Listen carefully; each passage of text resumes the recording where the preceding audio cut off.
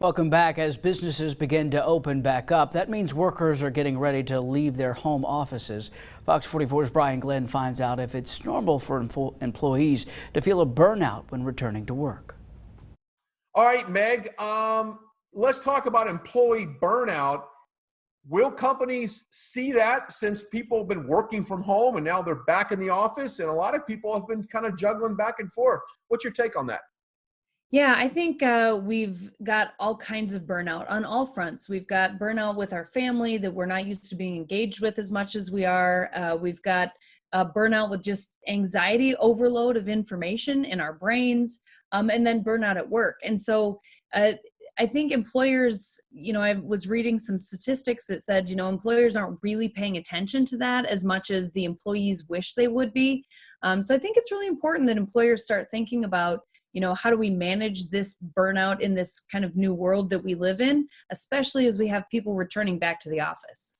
Okay, I've recently read this on Facebook that a person thought that their boss had this perception that they weren't really working while they were at home. And she says, in fact, I worked more when I was at home and I still got the job done. Will you see companies evaluate the amount of hours that an employee works versus, hey, is a job getting done and it's been productive? Then hey, why not work at home? Yeah, so we really have been talking to a lot of our clients and in our network about reevaluating as a business leader and thinking about pay for performance and evaluating that way first instead of pay for hours.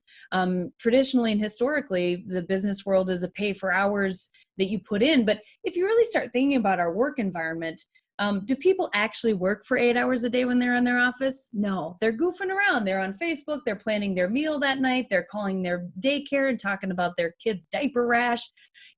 They're visiting with the people that they have lunch with and that they have coffee with. And so really thinking about how much can people get down if they just sit and work. Probably 4 or 5 hours a day is what we're seeing on average. And so if it takes 4 or 5 hours a day to get real work done in the office, you should assume the same for your people when they're sitting in their home office. And what are they really putting out? That's what you should start focusing on. What are they actually putting out? What does their performance look like? Absolutely. One last question. We've got about a minute left. Do you have one bit of advice for hiring managers and managers when everyone comes back to the office? What should they do to make everyone feel, I guess, at home or everything's kind of back to normal?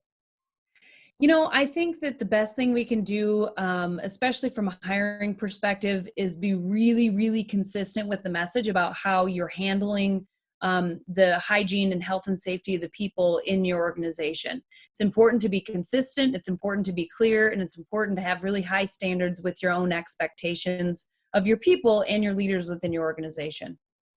Well, we certainly appreciate your time and look forward to meeting back with you once everything is over. We'll see how this all plays out. Awesome. Sounds good. Thanks, Brian. Thank you.